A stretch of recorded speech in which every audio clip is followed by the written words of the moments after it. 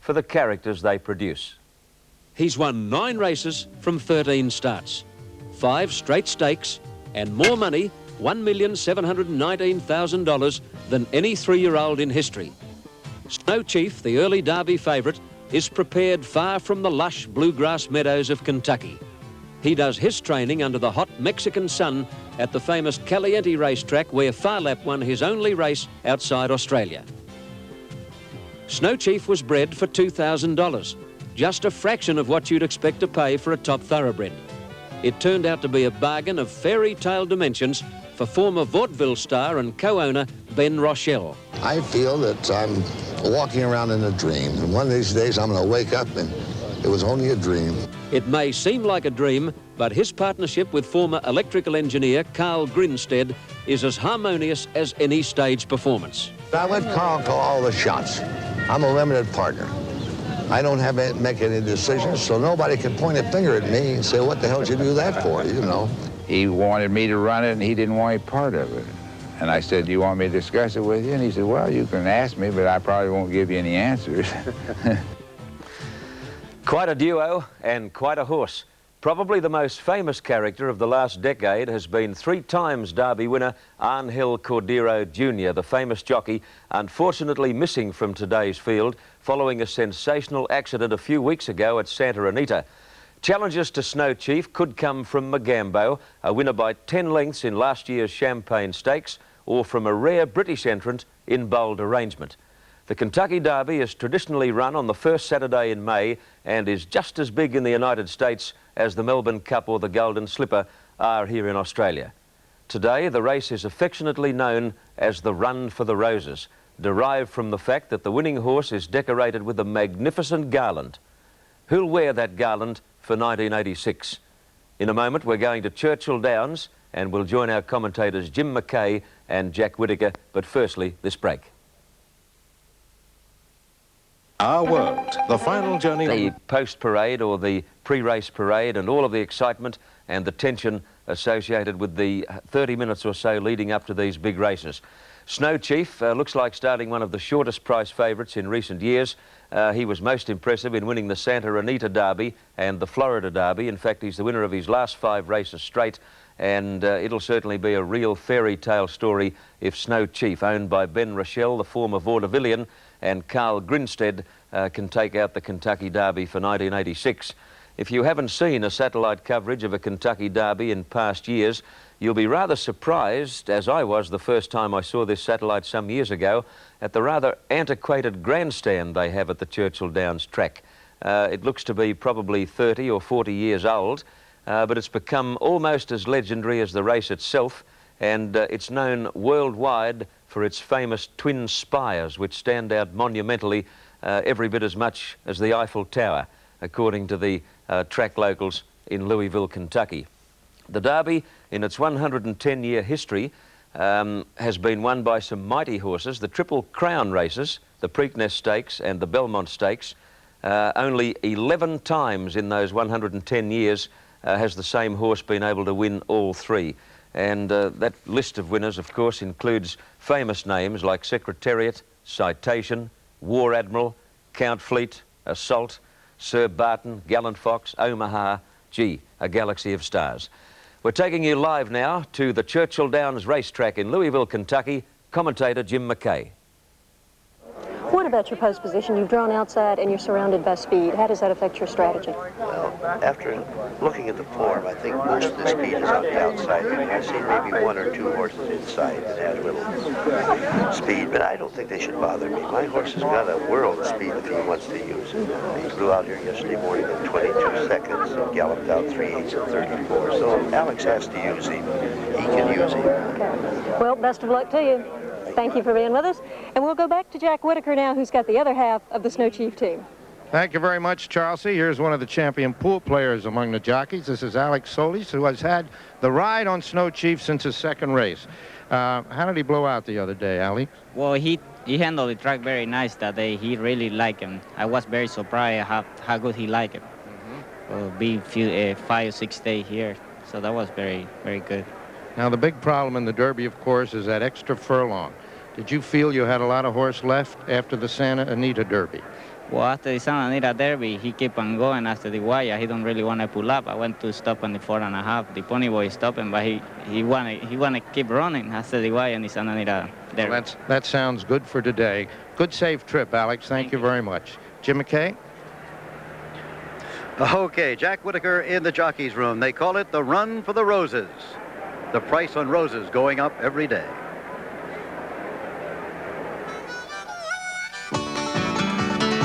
The 112th Kentucky Derby.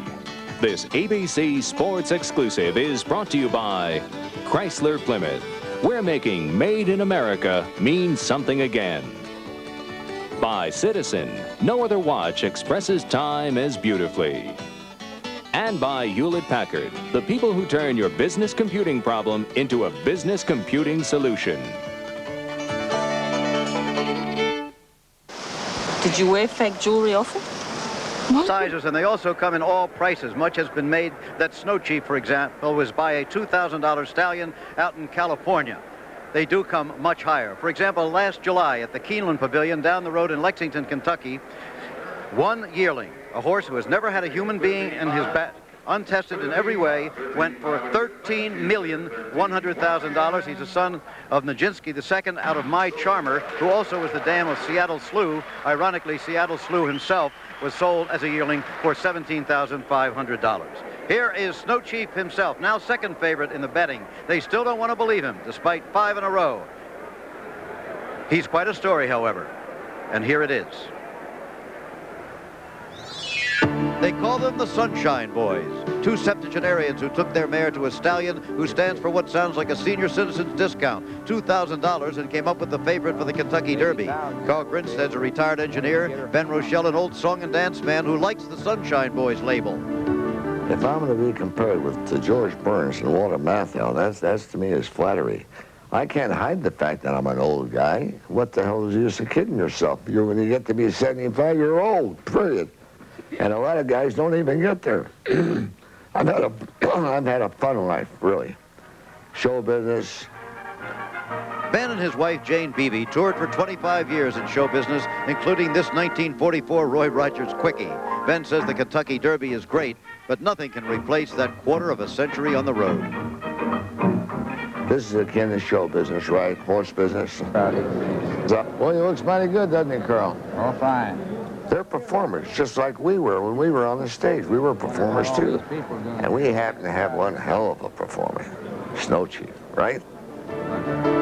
Snow Chief, the kid from the other side of the tracks, isn't too much to look at. One unkind critic said he looks like a New York City policeman's horse.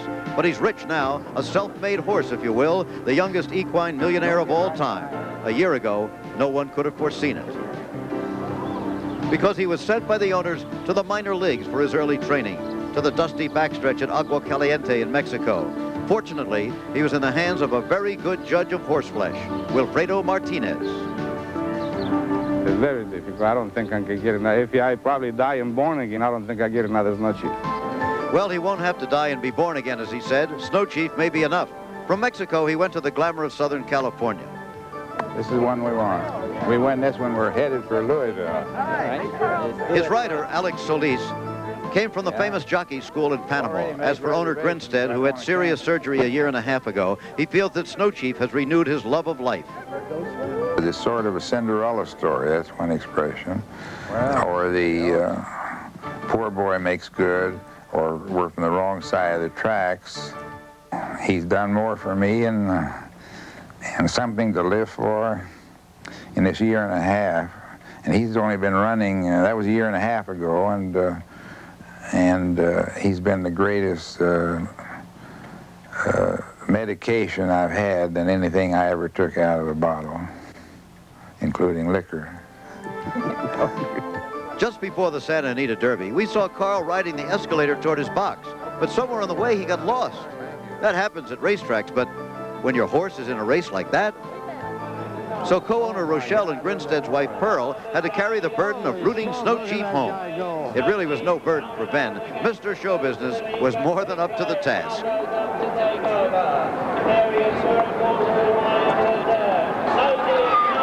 What does it feel like to have your horse take the lead in a big race? It feels like this. Come on, baby! Come on there,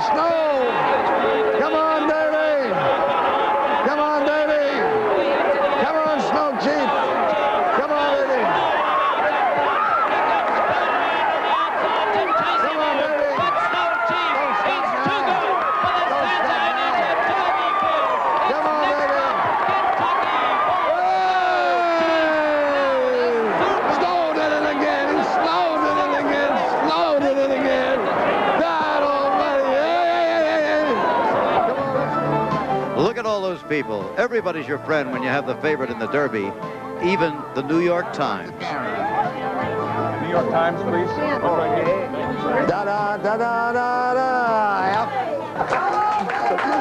Afterwards in the director's room, the twinkling 75-year-old toes of Ben Rochelle were tripping the light fantastic as Carl Grinstead poured the bubbly.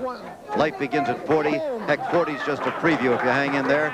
Light's being 75 and only the favorite in the run for the roses. And who knows, maybe dancing in the winner's circle at Churchill Downs. I may do an encore at the Kentucky Derby. Back again live. There's been a change in the odds. We now have co-favorites, Snow Chief and Badgerland, now both being held at 5-2. There is former President Gerald Ford in the box of the racing patriarch, John W. Galbraith, high above the racetrack, checking the odds right now. And at this moment, we're going to throw a figurative forward pass over the infield fence to our colleague Lynn Swan in the infield. Thank you, Jim. This swarm of humanity is the infield crowd. And they represent a cross-section of America. Over 60,000 people are here, many of which slept outside to get prime locations right along the fence for their lounge chairs and their blankets. So many people are here, many of which will not even get a chance to see the race. There are college kids and farmers, people carried in their picnic supplies. But, Jim, it's just as you said. It's more important just to be here. Go ahead, Jim. Okay, Lynn, I've seen him catch a pass with more people than that surrounding him, I believe. Well, there's the winner's circle, still waiting, and it'll be a little while, but not too long. In the Derby, they run for money, glory, a gold trophy, and in William Faulkner's phrase, an escarpment of roses, all of which are hand-sewn. Monday, Kit supported at Churchill Downs for the Derby coming up.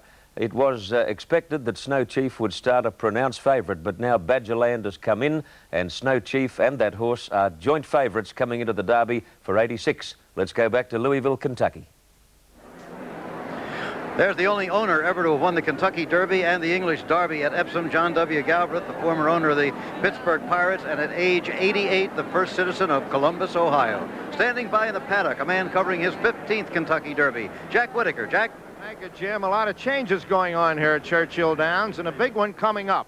This paddock will not be used next year. They're going to build a new walking ring with stalls out by the tote board in the Tulip Garden, which will be a blessing on Derby Day. But with the new, the old keeps coming up here at Churchill Downs, too. They were cleaning out the vault of the administrative offices here recently, and they found a lot more than they found in Al Capone's vault. This suitcase, MJW, Matthew J. Wynn, the man who invented the Kentucky Derby. And behind that was a ledger, a leather book.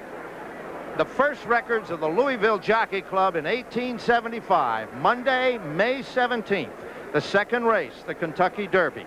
A race for 3-year-olds at a mile and a half, $50, play or pay. So the new and the old go hand in hand still here at Churchill Downs. Now here's Al Michaels.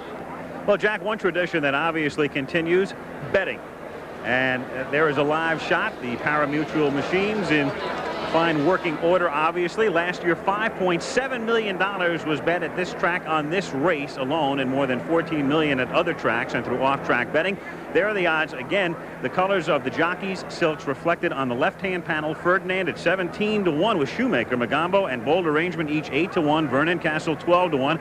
Rampage, Arkansas Derby winner at 8-1. Broad Brush is still 14-1. And as Jim stated, Badgerland and Snow Chief now co-favorites at 5-2. Wheatley Hall, Bachelor Bow, and Groovy well up there. And the field, Wise Times, Icy Groom, Southern Appeal, Zabaleta, and the formidable Fabi Forbes at 14-1. Now, those are the saddlecloth numbers. Here, however, are the post positions. Ferdinand breaks from the inside. Magambo 2, Wise Times. Bold Arrangement, the English bred, Icy Groom, Southern Appeal comes out of the number 6 hole. A lot of those close at the end, and the speed for the most part's on the outside with Vernon Castle and Rampage, though he comes from behind. But then you have Broad Brush, Badgerland 10, Wheatley Hall is number 11, Snow Chief, who likes to run near the front, comes out of the number 12 hole, Bachelor Bow, Groovy, Zabaleta, and Fabi Forbes.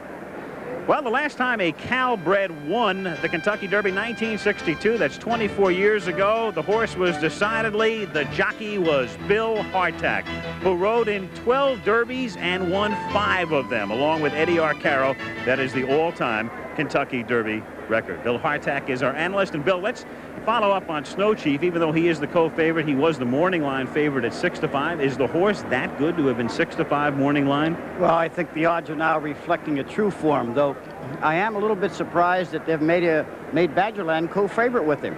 I mean, Badgerland has gotten beat by this horse 4 times in his career. I guess the people think, as well as D. Wayne Lucas, that he's got this horse ready to challenge him. Now, optimally, how should Snow Chief run this race to have the best chance to win in a 16-horse field? Well, with a big field like this, he's got to use his speed a little bit, but I would hate to see him in a suicide pace, because that's going to hurt him somewhere along the 8th pole. If he can get him back there rated not too far off the lead, I think he'll finish well. What should Solis be thinking about, though, to stay out of trouble coming down the straightaway for the first time? Well, that's what jocks are paid for. There's 16 horses in a race. Very important on the post, on leaving the gate, and that's their job to get into the turn the proper way. All right, right now let's take a look at some of the other contenders in the Kentucky Derby. Badgerland is a horse who's already raced at 9 different racetracks, including Churchill Downs. He won just 2 of 7 starts as a 2-year-old, but has been very much on the improve this spring and has scored big wins in his last 2 outings, including a 4-length victory in the Flamingo. Trainer Wayne Lucas. I think Badgerland is a horse that's improving. He's coming to the race well, and every year we're optimistic, and we're really optimistic this year.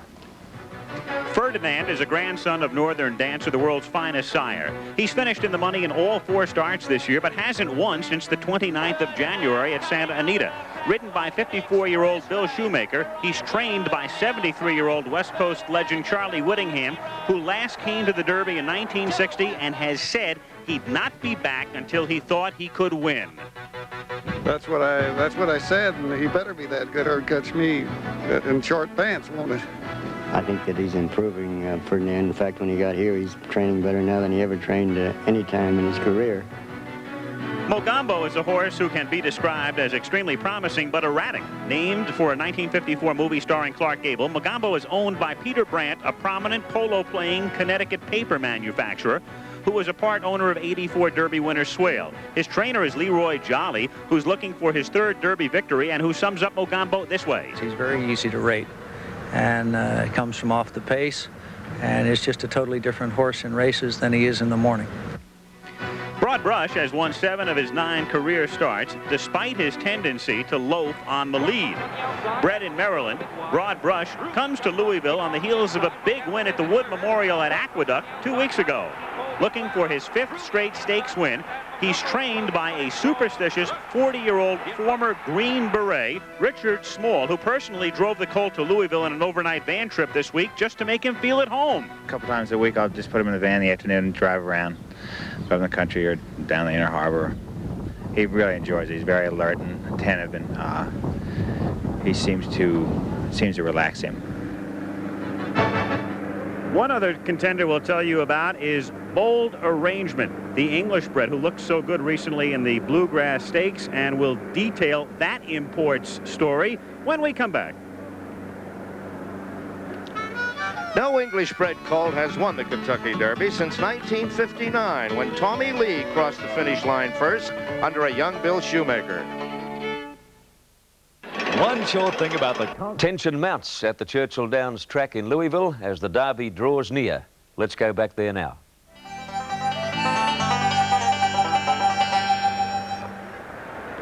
Well, we mentioned that only one owner has won the Kentucky Derby and the Epsom Derby. Only one jockey has done it, and that is Steve Coffin. But no horse has ever even come close. There is one in the field today, however, who has been especially trained for that purpose. Welcome to the home of a member of the British nobility. This is Warren Hill in Newmarket, England. Please wipe your shoes, sir. This is upper crust beauty and cleanliness, and the nobility who live here are the result of centuries of good breeding. Like Pebbles, she went to America last fall, raced once, and came home with an Eclipse Award. This is equine royalty country.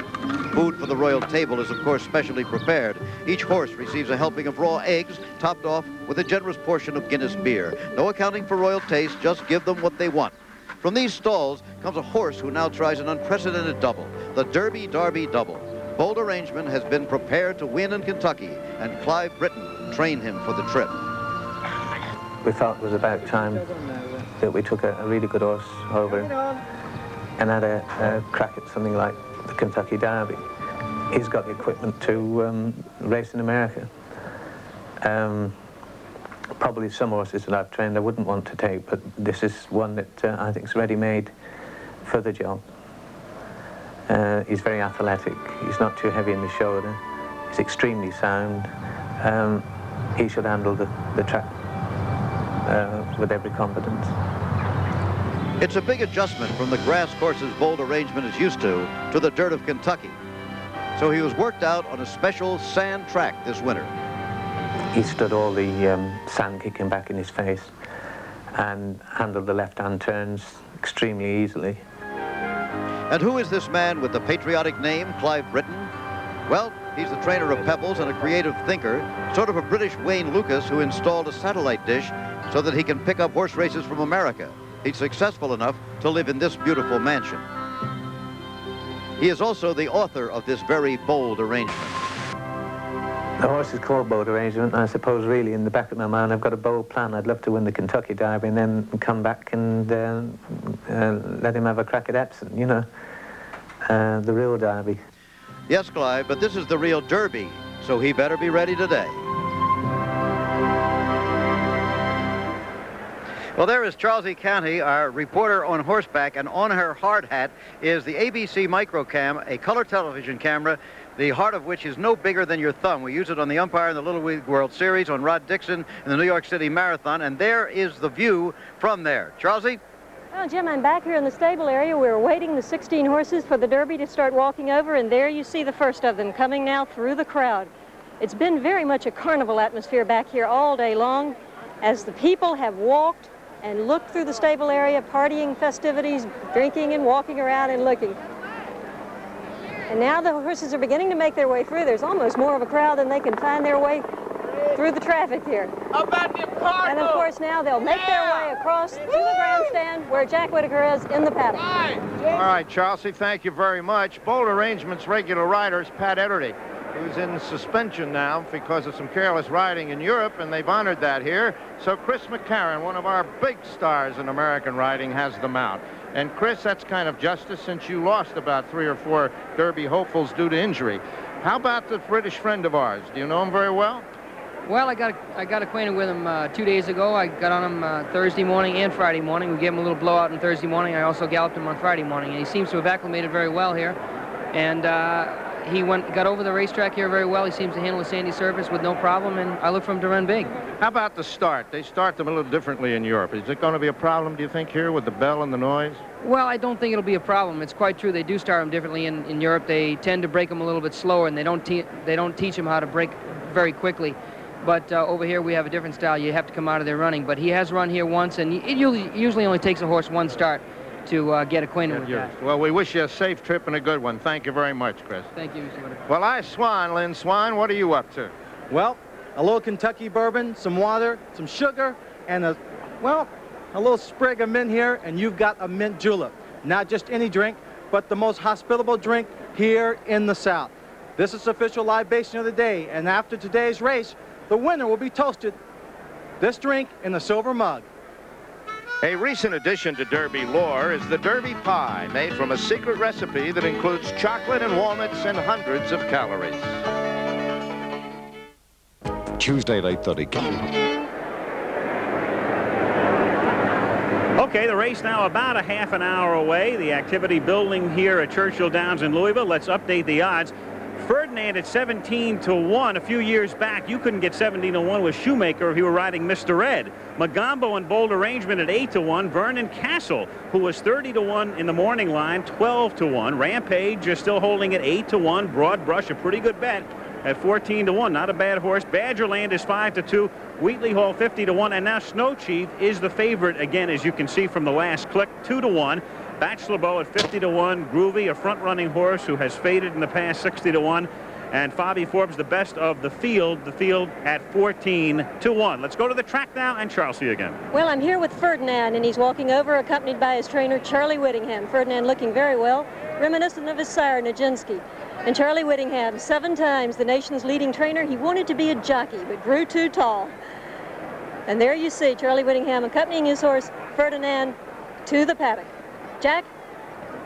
I'll see. And right here in the paddock with me, I have Ferdinand's rider, Bill Shoemaker, who is going for his 24th Derby ride. And, of course, if you and Charlie win, it's going to be a very popular and sentimental win, Bill. Well, I think so, Jack. Charlie he's never won the race, and I've won it 3 times, and he hasn't been here since 60 or 61, I think. So it would be, especially for us, a very popular win, yes.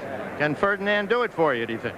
Well, I think he can. He's been a little immature in some of his races, but he's bred beautifully. He can go the 1.25 miles with a good trip. I think he's got a real good shot. Can that #1 post position be any kind of a handicap? Well, I don't think #1 is the best position that you could have because the rail kind of comes out a little bit right at the start, but he's not a real quick horse anyway, so it'd probably be all right. Well, how do you feel now going to your 24th? I feel great. I feel great. I hope he feels as good as I do. We'll have a good chance. Well, my first Derby was Lucky Debonair, so let's hope that that comes back. All right. Good luck. Back to Charleston. And here I am now with Badgerland, and Jeff and Wayne Lucas have caught up with Charlie Whittingham. The 3 of them are there. And there's Badgerland, a man on each side of his head. He's a very tall, rangy colt, and it's easy to understand why he's only just come into himself now, and everyone figures he'll give Snow Chief a fit. Looking very well, very composed as he heads to the paddock. Jim, back to you. Okay, the horse is looking very anonymous as they walk in front of the crowd right now without the jockeys and the silks. The Lucases, you know, are not only the trainers, Wayne, of course, the trainer, and his assistant, his son, Jeff, but they're also co-owners of Badgerland, along with Mel Hatley. They're a great story, too, the Lucases. Bloodlines often seem to run in racing people as they do in the horses they dedicate their lives to training, like Jeff Lucas. Jeff is 28 years old, the son of Wayne Lucas, one of the top trainers in the world, and Jeff seems to have inherited the talent. He was just his father's young assistant, but this year, as the Lucas operation has expanded, Wayne has stayed in California and entrusted the day-by-day care and feeding of Badgerland, both in Florida and here at Churchill Downs, to son Jeff.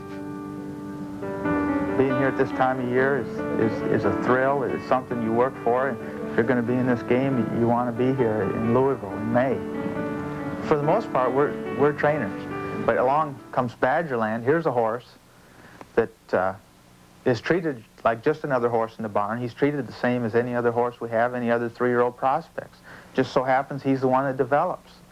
All of a sudden you look up in about March and you say, you know, hey, we got a shot to go to the Derby with our own horse. The Lucas operation is transcontinental, and when Jeff calls his dad back in California, it may be 4 a.m. out there. We're fooling with him before the Derby or wait? When they're together, as a matter of fact, they usually meet for coffee at 4 to plan the long day ahead. They're a combination of old-fashioned early morning horsemen and jet-age organization men. The stable jet is busy, from California to Florida to New York to Kentucky, anywhere a Lucas horse is racing. And these days, no track is safe from the Lucas Challenge. Remarkably, Father Wayne has been on the thoroughbred scene less than 10 years. When he first arrived from the quarter horse world, many